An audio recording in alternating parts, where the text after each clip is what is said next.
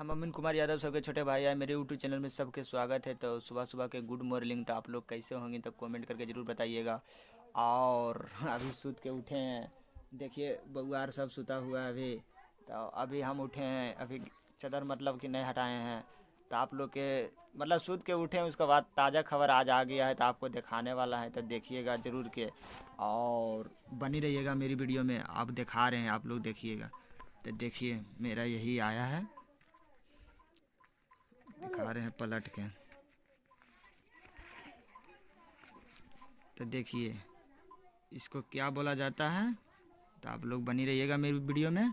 और इसको ID card बोला जाता है। तो देखिए मेरा यही आईडी कार्ड है, मेरा गाड़ी का लाइसेंस है।